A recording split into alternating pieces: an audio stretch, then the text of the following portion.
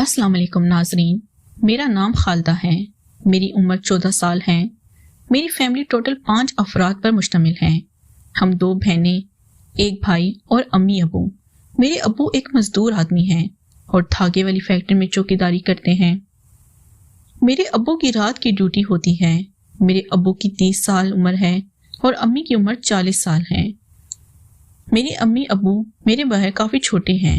अबू की पसंद की शादी थी और अबू फैमिली में अम्मी को ही पसंद करते थे, इसलिए ख़ानदान वालों ने अबू को अम्मी का रिश्ता दे दिया था। लेकिन अम्मी अबू को पसंद नहीं करती थी और अम्मी शादी पर राज़ी नहीं थी। मेरी अम्मी मेरे अबू की फर्स्ट कज़न थी और चाचू की बेटी थी, इसलिए ये रिश्ता नाराज़गी में ही अबू को दे दिया गया था। मेरी अम्मी की आदत कुछ ख़राब थी। मेरा भाई अभी छोटा है और तकरीबन 5 साल का है। हम दोनों बहनें बड़ी हैं। मेरी बड़ी बहन शादीशुदा है और वो अपने ससुराल में रहती हैं। अब्बू जब रात को ड्यूटी पर जाते तो अम्मी काफ़ी देर तक जागती रहती। मैं भी पढ़ाई करती थी और पढ़ाई करते करते मैं कई बार अम्मी के कमरे में चली जाती। जब मैं अम्मी के कमरे में जाती तो अम्मी के कमरे से अजीब तरह की आवाज़ें आती और किसी मर्द की आवाज़ भी होती। मुझे अम्मी का किरदार पर शक होने लगा था और मुझे दुख था कि अम्मी अब्बू की गैर मौजूदगी में किसी गैर मर्द को बुलाकर इसके साथ रातें रंगीन रखती हैं।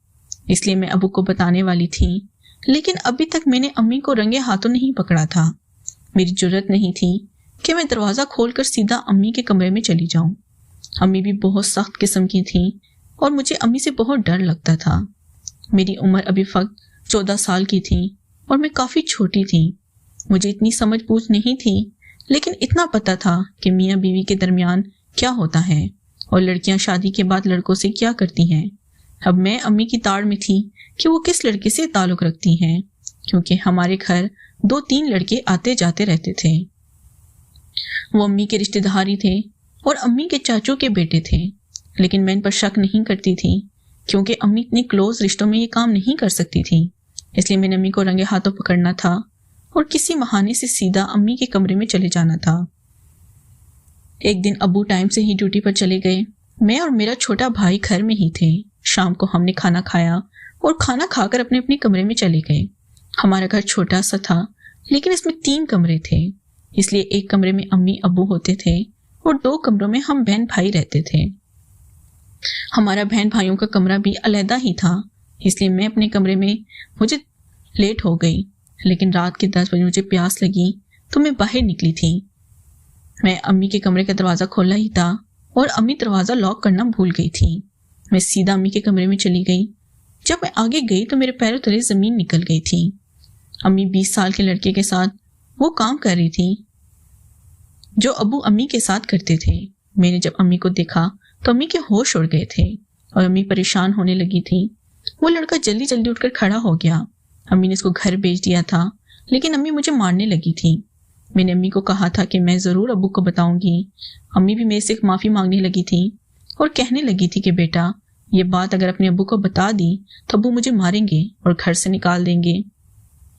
लेकिन मैं इसी जिद पे अड़ी थी। मैं काफ़ी छोटी थी। अगले दिन मैंने अम्मी को कहा कि अम्मी, वो काम देखने के बाद मेरा भी दिल करता है कि मैं भी वो काम करूँ।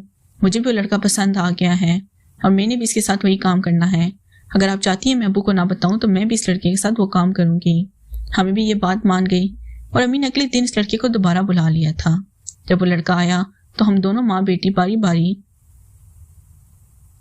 पहले अम्मी ने इस लड़के के साथ, फिर दोबारा अम्मी ने मुझे समझा दिया था, इस लड़के को भी समझाया था कि पहली दफ़ा लड़की के साथ इस तरह करते हैं। इसने मेरा काम बड़ा आहिस्ता आहिस्ता किया। हम दोनों माँ बेटी इस लड़के से इस बात से बिल्कुल ही अनजान थे कि हम घर में क्या गुल खिला रहे हैं।